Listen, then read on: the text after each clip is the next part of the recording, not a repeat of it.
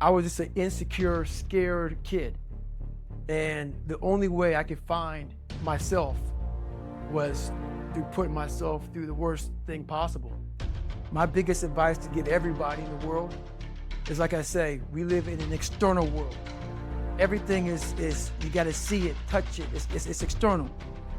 If you can, for the rest of your life, live inside of yourself. Stop listening to everything that makes no sense.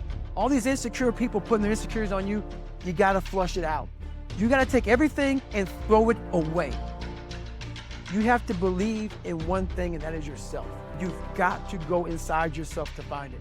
And that means you gotta be quiet.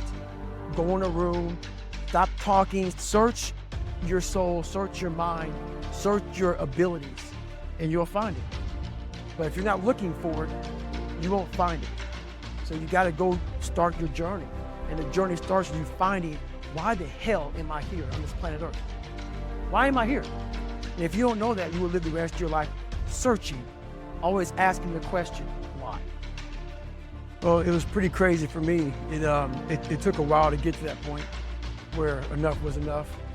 What happened, I came home one night from work spraying for cockroaches. And long story short, I turned on the Discovery Channel. I saw some guys going through Navy SEAL training, and they were going through Hell Week, and they were getting their ass just beat, in and out of the water, guys ringing the bell. They were just suffering. And I was weighing like 297 pounds. And I had to make a change in my life. I was at an all-time low, and I wasn't going anywhere, and I was exactly what everybody said I was gonna be, which was nothing. So I had to make a change. No one was helping me out. My dad made my mom kind of irregular. So she worked 3 jobs, went to college full time, so she was never around. One time this person drew a picture of me and said, "We're gonna kill you," on my Spanish notebook.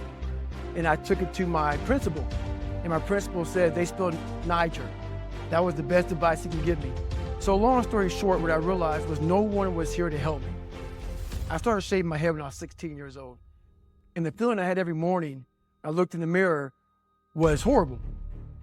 And I didn't want to feel like that anymore. And how I felt was a kid going nowhere, a kid that was scared. And most kids will accept that and look for help. But the best thing that happened to me, no one helped me. No one felt sorry for me. No one looked at me and said, like this day and age, they'll take you in and they'll tell everybody, stop picking on this person. Back then, I had to figure out I wasn't gonna be a punk kid all my life. So the only way I could turn it around was to suffer. I had to build calluses in my brain the same way I built calluses on my hands. So I broke the Guinness Book of World Records for pull-ups a long time ago, but I failed at it twice. And I did 67,000 pull-ups in trying to break this record. So to do 4,030 pull-ups, I had to do 67,000 for training for that. And so what I realized is for me to become the man I wanted to become, I saw myself as the weakest person God ever created. But I never blamed God for anything he did to me. So I wanted to change that to be the hardest man ever created. Am I that? I don't know, but you had to have a goal. And my goal when I was sitting there, not going to school, being bullied, having no self-esteem, my goal was the only person that's gonna turn this person around is me. The only way I can turn it around is put myself through the worst things possible a human being can ever endure. And that'd be the only way that I can build this brain to handle anything that comes in front of it, callousing my mind through pain and suffering. In the end, what would your advice be to that 16-year-old kid who's staring in the mirror, does not like what he sees, but is still running from adversity? Well, my biggest advice to him is that, first of all, he won't like what I say to him. Because I'm gonna say the exact opposite of what today's world is saying. So we read a bunch of books nowadays. As humans, we wanna find out how to be someone else. What we don't do is we don't go inside. So literally turn yourself inside out. Read the book that's like we're writing a book every day of our lives, but we never read that book. So what I would challenge this young man or young woman to do is you have to look inside of yourself to see what you really want. What are you passionate about? We use these words and these little phrases of only the strong survive and all this other crap. So when I speak from passion, I speak from experience, I speak from suffering. I was to tell this young man or woman that the only way I believe, and this is my experience in life, the only way you're ever going to get to the other side of this journey is you have got to suffer to grow. To grow, you must suffer. And some people will get it, some people won't. But they have to see what their journey is to start their journey. Several people live to be 100 years old. They have great lives, and they have great kids. Their kids go to college and all sorts of stuff. But somewhere in their life, there was a point where they had a decision to make. They can go left or right on this path. Left was the easy route. Right was the hard route. A lot of people take the easy route. And they had a good life that way, but the better life was going to the right side. And you may have 20 years of pain and suffering to get past it, but a lot of us die never truly starting our journey. And I would tell this young person, you gotta start your journey. It may suck, but it will come out the other side where you're coasting.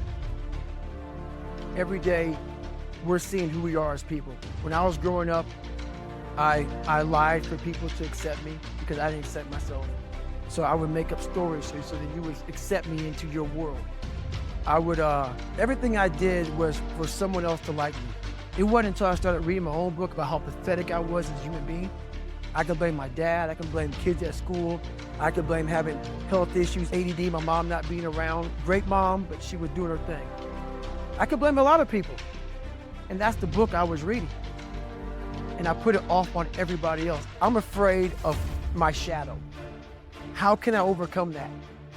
Go in the military, get your ass kicked, do things you hate to do, be uncomfortable every day of your life. So the things that we run from, we're running from the truth.